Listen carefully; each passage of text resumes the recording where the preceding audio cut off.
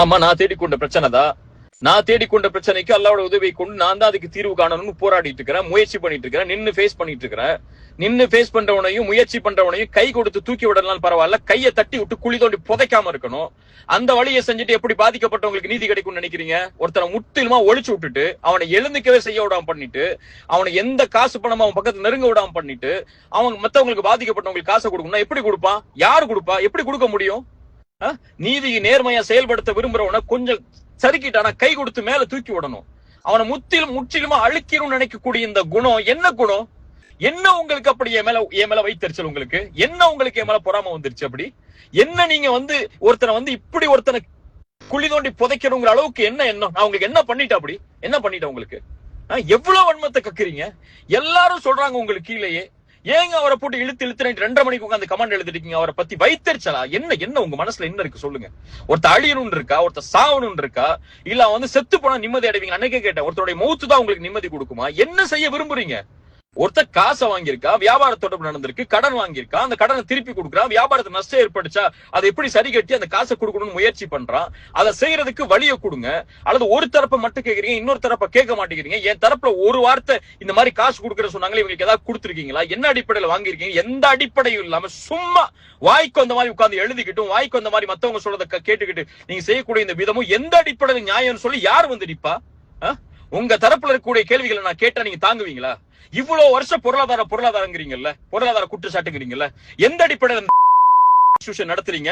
சதக்கான collect பண்ற காசெல்லாம் எங்க நீங்க ஒண்ணு சேர்க்கிறீங்க? அதுல எப்படி நீங்க செலவழிக்கிறீங்க? இங்க அக்ரிமெண்ட் இருக்கு, வியாபாரம் கொடுக்கல் வாங்கலுக்கு இடையில 2 பேருக்கு இடையில பிரச்சனைகள் இருக்கு. அந்த இன்ஸ்டிடியூஷன் எப்படி நடத்துறீங்க? அத்தனை சதக்காவுடைய காசு எங்க போகுது? பள்ளிவாசல் கட்ட போற சொல்லி இத்தனை வருஷம் கலெக்ட் பண்ணீங்கல்ல, அந்த காசெல்லாம் எங்க முறைப்படுத்தி செயல்படுத்தப்பட்டுச்சு? கேட்கவா கேள்விய? இன்ஸ்டிடியூஷன் வச்சு கேள்வி கேட்க வைக்கவா? பதில் சொல்ல தயாரா இருக்கீங்களா?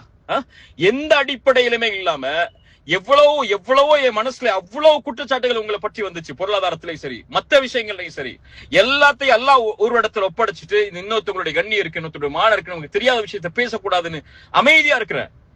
தாவாவை காசுக்காக பண்றவன் இல்ல, தாவாவை சதக்காக கலெக்ட் பண்றதுக்காக பண்றவன் இல்ல. அழைப்பு பணியில் அல்லாஹ்வுடைய முகத்தை நாடி எந்தவித ஒரு பைசாவை கூட எதிர்பார்க்காம என்னுடைய சொந்த செலவுலையும் நான் சம்பாதிச்ச ஹலாலான வருமானத்திலையும் தாவாவை பண்ணிட்டு இருக்கிறேன். இப்படி இருக்கும் போது கூட உங்களுக்கு ஒருத்தன் வியாபார கொடுக்கல் வாங்கல சறுக்கிறாங்கிற பட்சத்துல அவளை முற்றிலுமா அவளுடைய கண்ணியத்தை தரைமட்டமா ஆக்கணும்னு நினைக்கக்கூடிய இந்த குணம் யார் கற்றுக் கொடுத்த குணம்? இது உங்க மனசுல எப்ப ஆறப்போகுது? ஒருத்தருடைய மரணம் தான் ஆற வைக்குமா? நீங்க செய்த குற்றங்களை முதல்ல பாருங்க. உங்களை பத்தி வந்த அத்தனை குற்றச்சாட்டுகளை நான் இப்ப பேச ஆரம்பிச்சேன்னா நல்லா இருக்காது. அல்லாஹ்விடத்துல நீங்க தௌபா செய்யுங்க. நான் செய்யறேன். நான் அல்லாஹ் பயப்படணுமா? அல்லாஹ் பயப்பட வேண்டிய கடமை இருக்கு. நான் திருத்திக் கொள்ளணுமா? 1000 திருத்திக் கொள்ள வேண்டிய கடமை இருக்கு. குறைகள் இருக்கு, 1000 குறைகள் இருக்கு. நான் மீளணுமா? 1000 முறை அல்லாஹ்விடத்துல மீளவனும் இருக்கு. ஆனா ஃபலா துஸக்கு அன்ஃபுஸக்கும் அதை மட்டும் மனசுல வச்சுக்கோங்க.